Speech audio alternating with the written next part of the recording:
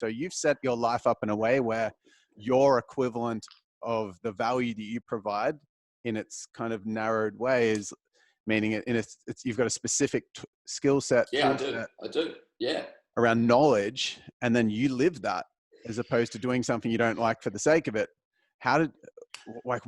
What got you to that point, and what advice would you give people that are listening to be able to live their passion and live their uniqueness in the world? You know, it's really interesting is that I think that passion on its own is not enough. And I think that just telling someone to follow their passion is bad advice. And I'll tell you what, I think that what you've got to do is follow your effort.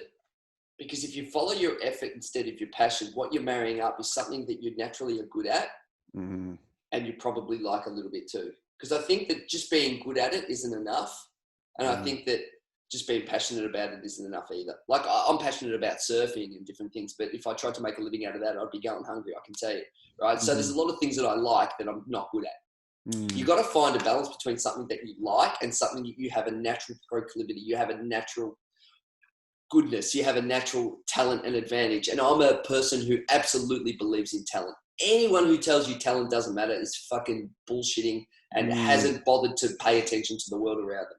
Now, that doesn't mean that a talented person will do well. There's nothing more common than wasted talent, right? But you show me two people, someone who's got natural talent for something and someone who hasn't.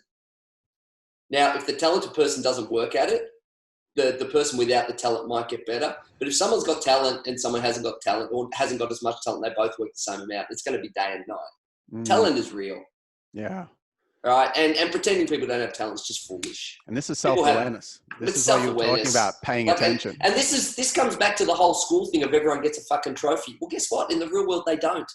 Teaching kids, what did you go? Oh, here's my ribbon. I got 37th place. That's not going to fucking teach you anything about the real world when you get into it. I do think the problem is like I don't commend that, but I don't feel like they place weight on a myriad of different skills. Right, agree. At the same level. So if they had a trophy for 20 different areas. Well, here's the problem is there's 5 things that you can get a trophy in, right? But the world is filled with millions of things. And I think, here's what I do think. I think that everyone has a talent for something. I really do believe that. And most people don't find it because they don't explore enough. They don't try enough things. Yes. I wish I tried more things and quit things quicker. Yes. Stay a season. Don't leave the soil when it gets dry and the summer comes along. Stay a season. Go through a winter, a summer, and a spring. Stay a season. But don't stay if you're in infertile ground. Yes. 2 or 3 seasons. Move on. Yes. But this is this idea that you talk about, that we're so short-term thinking, that when we're in that idea, it's like there's more perceived pain to leaving something and trying more than there is to staying there and and growing it. Yeah, it's the whole accumulation of resources in your cave, your mortgage, all of that. But look, I think that you've got to find something that look back and see the things that you keep doing more and more of. Yeah. And then have the courage to pursue the thing that you just naturally would just kept doing. The way I ended up doing what I was doing was kind of almost by stealth. I didn't design it. It just happened. Stealth. But yeah, it was. I just looked back and went, holy wow, all I'm doing is thinking and writing about this stuff. And people kept inviting me to it. And then one day, it was 2013, and I said, you know what? I quit my job and I said to my wife, I said, I'm going to see if I can think, write, and speak for a living. She said, what do you mean think, write, and speak? You can't do that. I said, that's what I'm going to do. She said, what about? I said, well, I'll just, it's always about technology and economics. I'm just going to think, write, and speak. Just that. Nothing else. And that's all I do. I don't do anything but that. Yes. And people pay me for what I think first. Yeah. Right.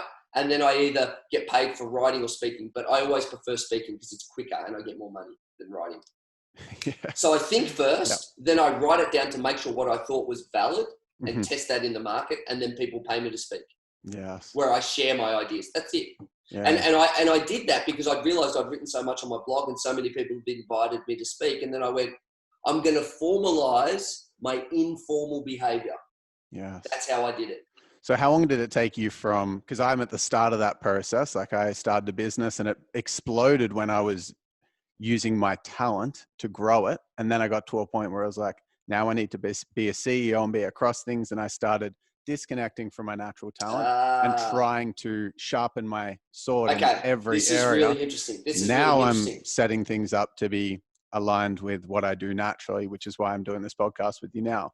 But I'd love for the listeners to understand that it doesn't just mean that you're going to profit overnight from something like, or maybe you did.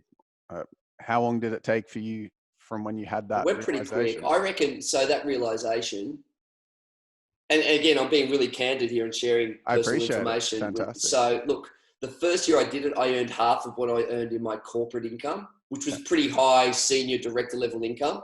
I earned about half. By the way, I was in a position where I'd sold businesses and startups, where I owned all my assets and my house and everything. So I was in an enviable position where I could take risks, because I had the base. Yep. I left corporate. The first year I earned half. Mm-hmm. The second year I matched my corporate, and then every year since then I've doubled it. Wow, that's incredible. Like just, and large parts of it just were really about confidence. Yes. The most important asset you can have in your career, because once you get to a certain skill level, it's really just confidence and brand positioning.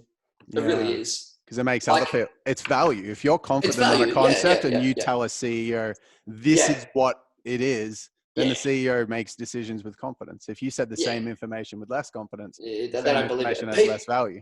People believe what you believe. You've got to believe it first, and then they will follow you.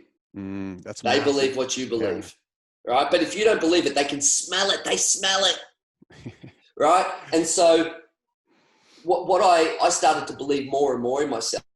And because I do the homework, right? I do the homework. I read the books. I think, I study, I do it. I know that I know more because I know they're not doing that. And that gives me a positive spiral of confidence. Yeah. So the income just kept going up and up. And it just, that naturally happened. But